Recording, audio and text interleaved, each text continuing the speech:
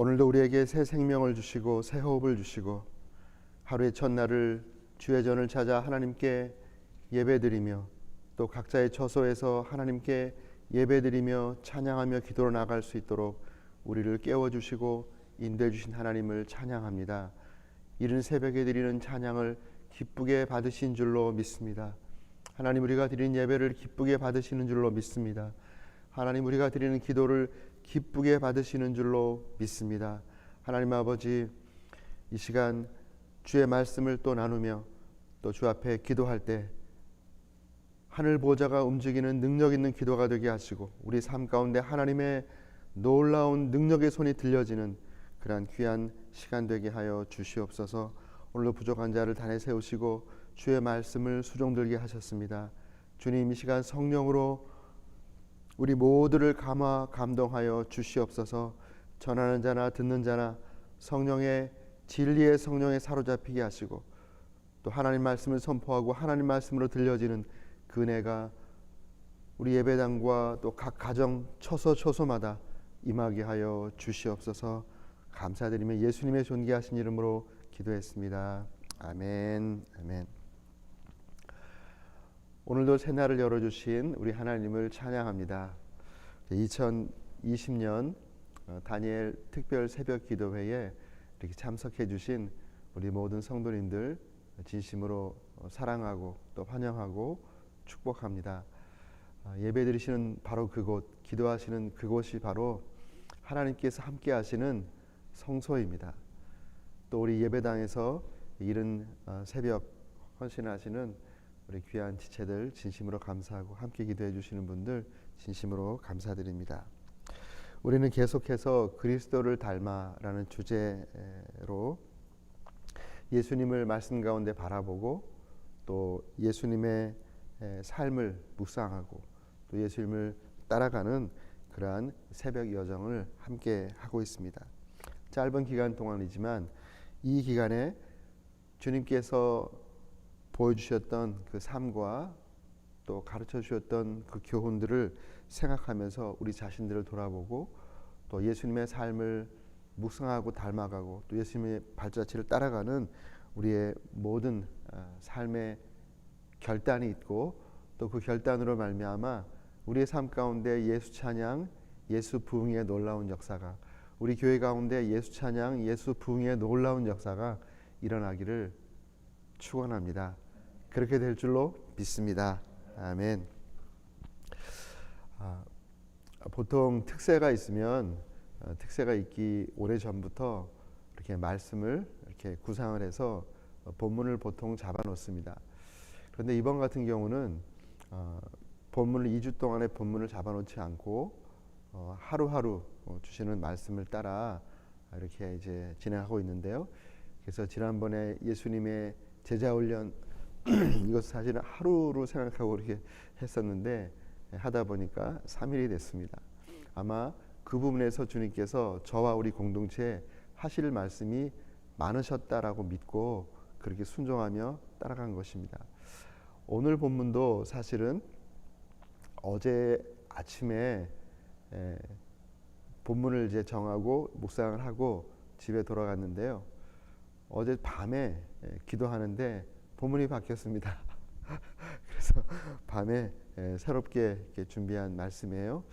아마 하나님께서 저와 우리 공동체에게 필요한 말씀이기 때문에 이거 먼저 설교해라, 먼저 나누어라 라는 이러한 하나님의 마음으로 믿고 또 본문을 바꿔서 새로 준비를 하게 됐습니다.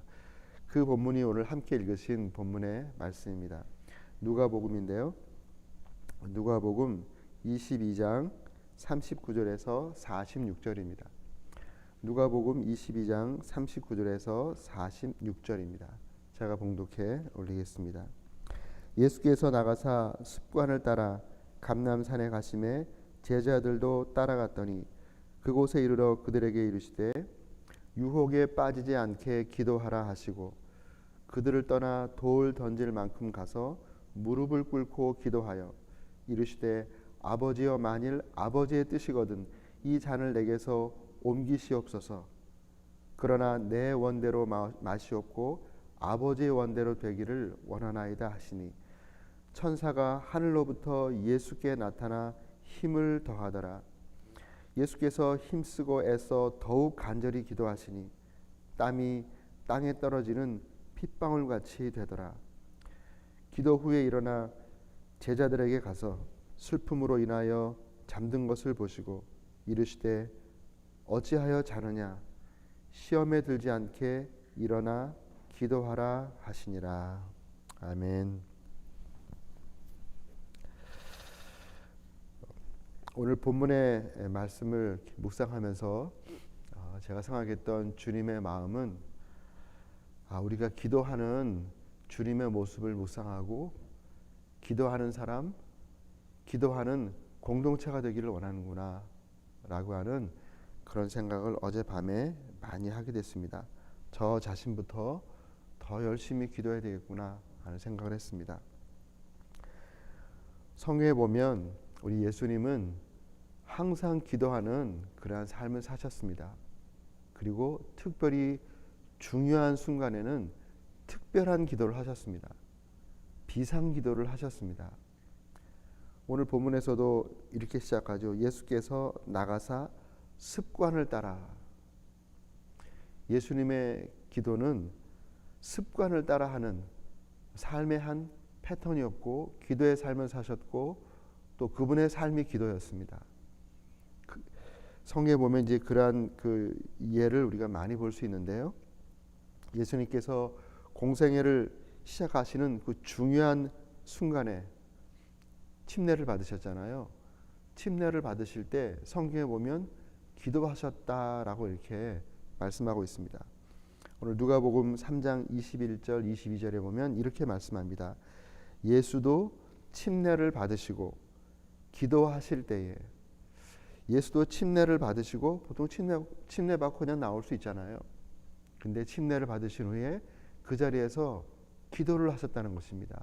그 기도를 하시니까 하늘이 열리며 성령이 비둘기 같은 형체로 그 위에 강림하시더니 하늘이 열리고 성령이 비둘기 같은 형태로 그에 강림하시기 바로 전에 예수님께서 침례 받으신 후에 기도하셨다라고 성경 우리에게 분명하게 가르쳐주고 있습니다.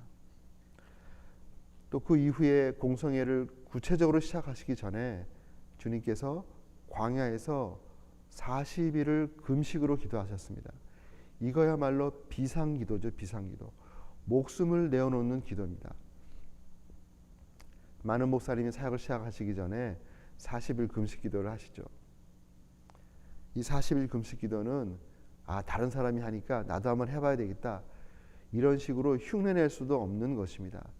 잘못 흉내내다가 제 동기 목사님은 돌아가셨어요. 기도하시다가 37일 만에 돌아가셨습니다.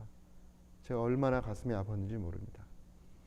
성령께서 정말 강권하고 성령의 뜻이 분명할 때 그때 어떤 업적을 위한 것이 아니라 공로를 위한 것이 아니라 정말 죽을 각오로 기도하는 것이 40일 금식입니다. 예수님 40일 금식 기도를 비상기도를 하셨죠.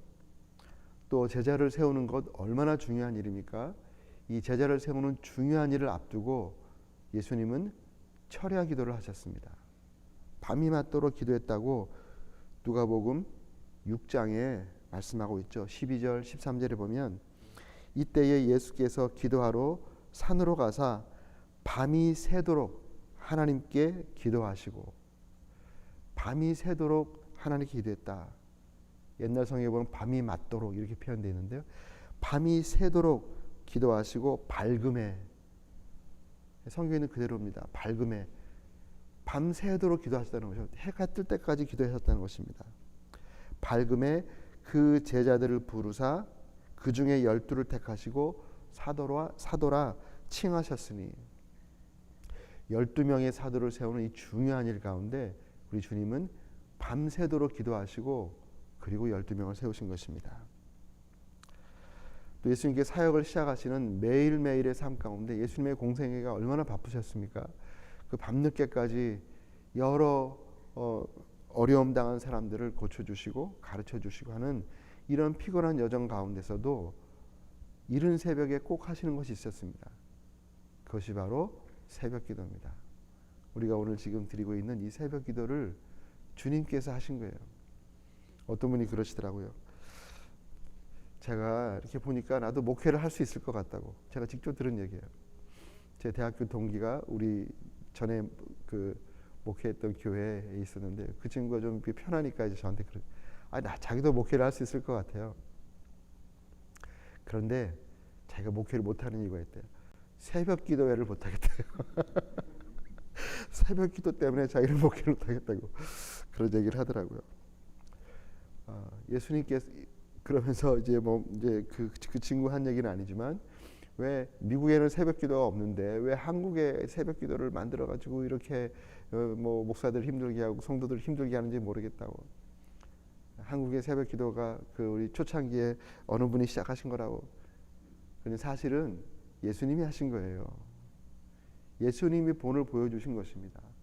예수님이 그렇게 하셨다면 예수 제자들은 예수님을 닮고 따라가기 원한다면 그거 당연한 거죠. 마가복음 1장 35절에 보면 새벽 아직도 밝기 전에 예수께서 일어나 나가 한적한 곳으로 가서 거기서 기도하시더니, 바로 그 전 부분에 보면 밤늦도록 사역하신 그 이야기가 나오고 그 다음 하는 나온 말씀이 바로 이 말씀입니다. 새벽 아직도 밝기 전에 예수께서 일어나 나가 한적한 곳에 가서 기도하셨다. 하루 일을 시작하시기 전에 하나님과 기도하며 교제하고, 그리고 하루의 삶의 목표와 또 삶의 계획을 주님 앞에 세우고 그리고 삶을 시작하는 것입니다. 또 예수님께서 평상시에 기도하셨던 것을 제자들이 많이 봤죠. 누가복음 11장에 보면 예수님이 기도하시고 일어나는 그 장면이 나오는데요.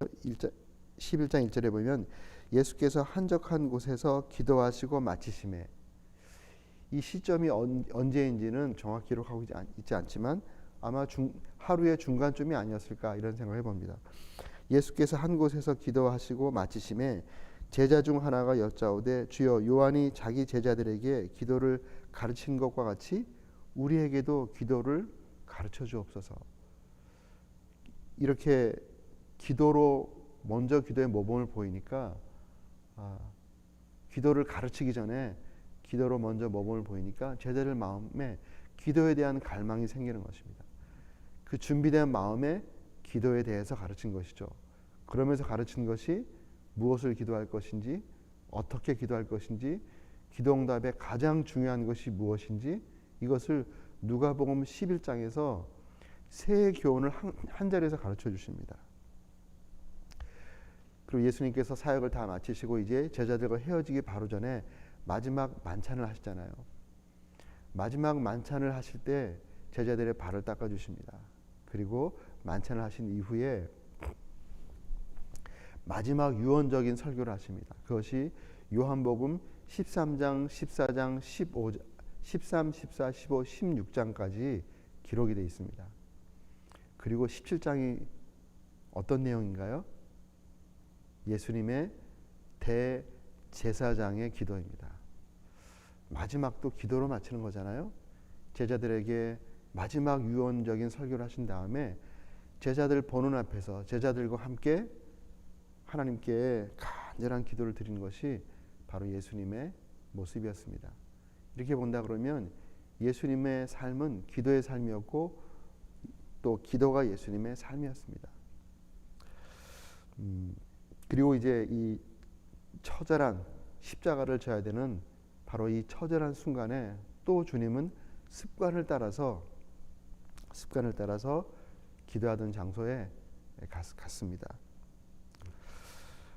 겟세마네 동산에 가서 이제 기도를 하셨습니다. 주님께서 여기서 기도하셨을 것이다라고 되는 추정하는 그 겟세마네 그 동산에 성지순례 가면 있잖아요. 저도 거기 가서 무릎 꿇고 주님의 기도를 생각하면서 기도할 때 눈물이 왈칵 났던 그런 경험도 있는데요. 주님께서 거기 가서 기도를 하셨습니다. 그런데 기도하러 가실 때 본문에 보니까 혼자 가지 않으셨어요. 몇몇 제자들을 데리고 왔습니다. 거기는 의도가 있지 않겠습니까? 제자들의 기도를 가르치고 또 제자들을 보호하기 위한 그런 의도로 제자들을 데리고 가신 것입니다.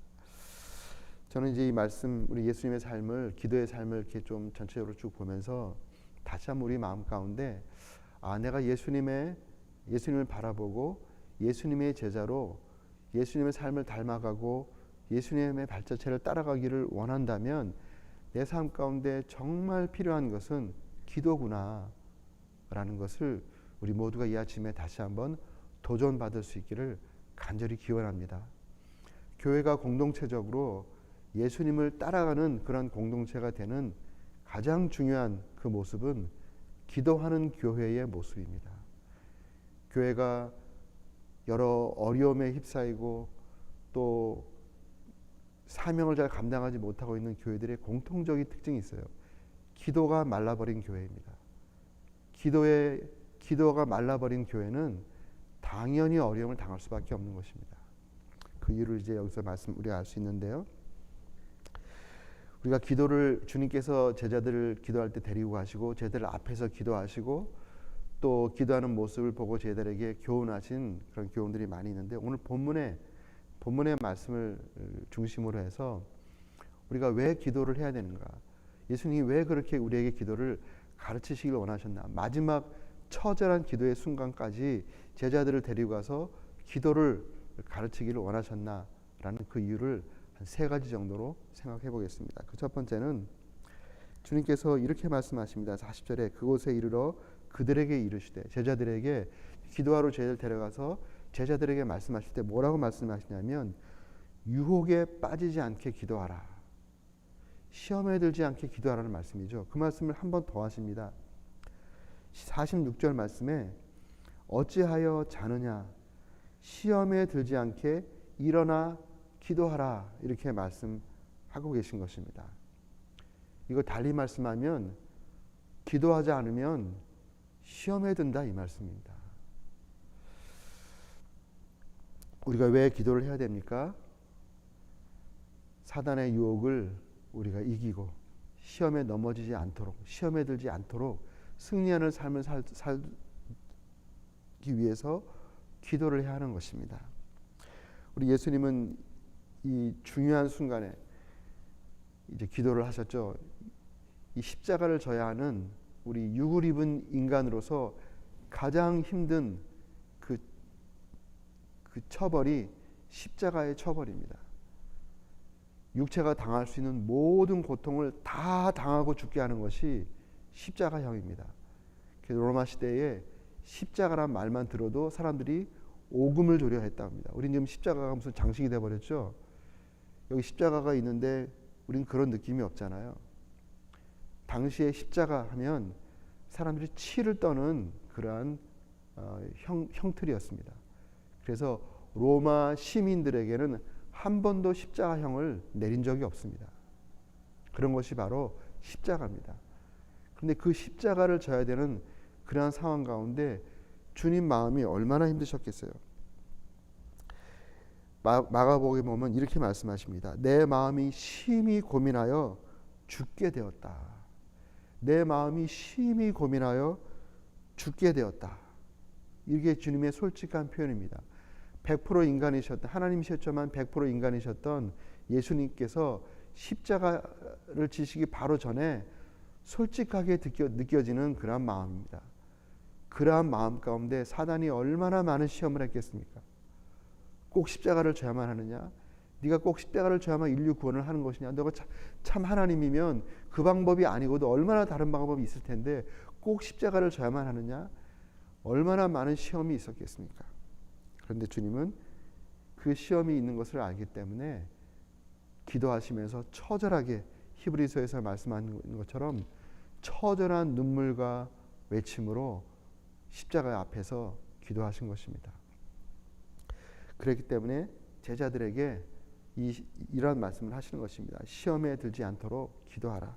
당연히 시험을 받을 텐데 시험에 넘어지지 않도록 기도하라 라고 이렇게 말씀해 주신 것입니다. 어떻게 됐습니까? 베드로는 예수님께 십자가 지러 간다고 하니까 다른 사람이 다 도망가도 나는 도망가지 않을 것입니다. 호언장담을 한 사람입니다. 그런데 베드로가 어떻게 했습니까? 그가 예수님을 부인한 것뿐만 아니라 예수님을 그 작은 여자 앞에서 저주했습니다. 왜 그랬냐면 우리의 연약함이 있겠지만 오늘 본문에 의해 본다면 이 기도를 통해서 무장되지 못했기 때문에 시험에 든 것입니다. 그 작은 시험에 넘어진 것이 아니 큰 시험이죠. 넘어진 것입니다. 또 예수님을 판 그 유다를 보면 성경이 이렇게 기록합니다. 사단이 그 마음에 들어갔다. 사단이 그 마음에 들어갔다. 사단의 유혹에 넘어갔다는 것이죠. 시험에 넘어갔다는 것입니다. 시험에 넘어가면 예수님도 팔 수 있는 게 우리 인간입니다.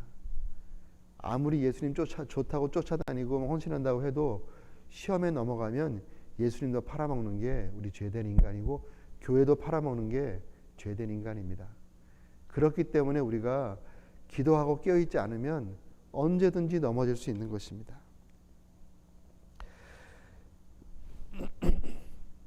우리가 시험에 넘어지지 않게 사실은 이제 또 우리 예수님께서 우리에게 시험에 들지 않고 악에서 보호해달라고 우리 주기도문 할 때 날마다 기도하라고 하신 거잖아요. 주신 기도인데요.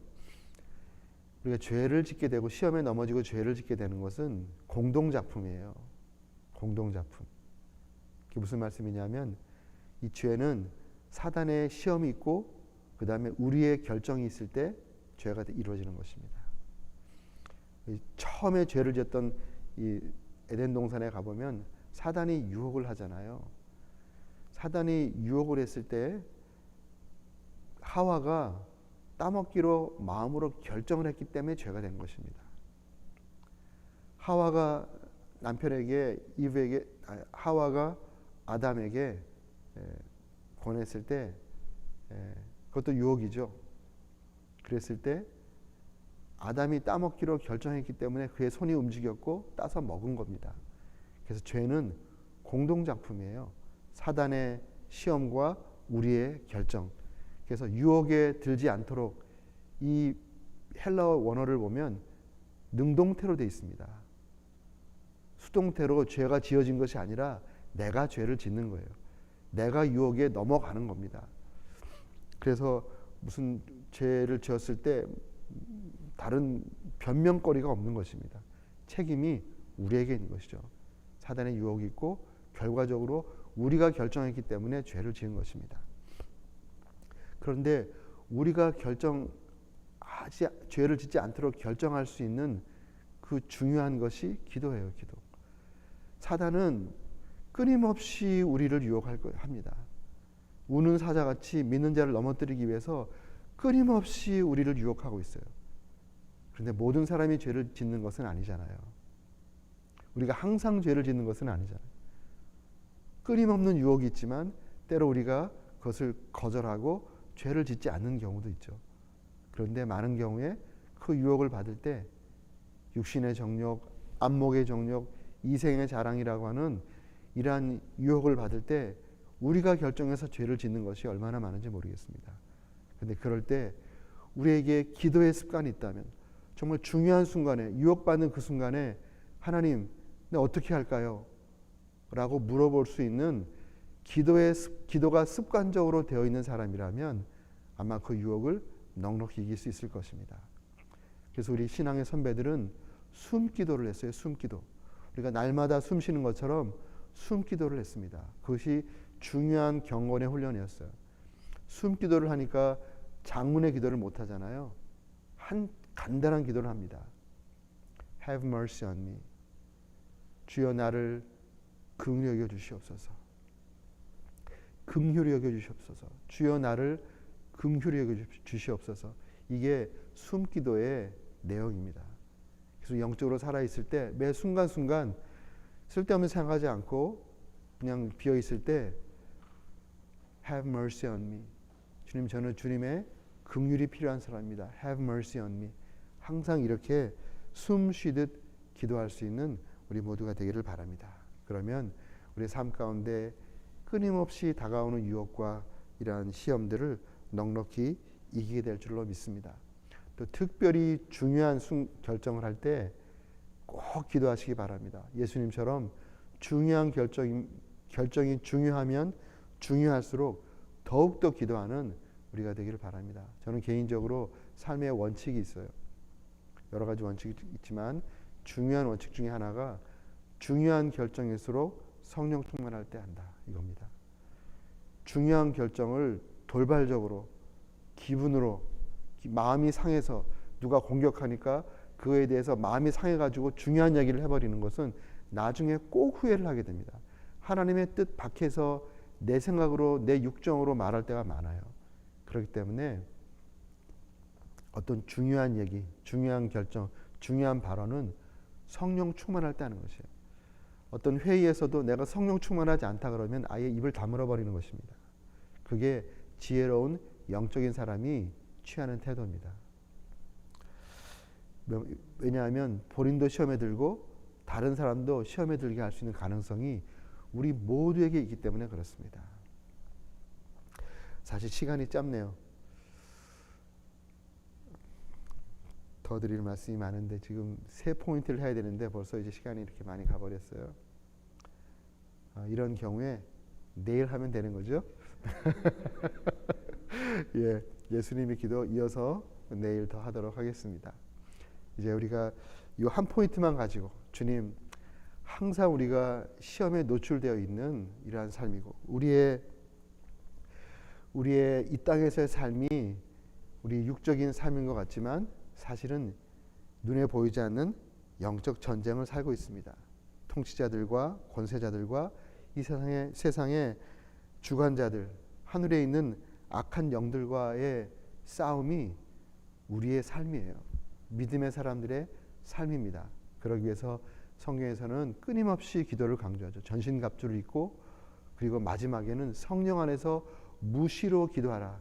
이것이 우리의 삶의 승리의 원칙입니다.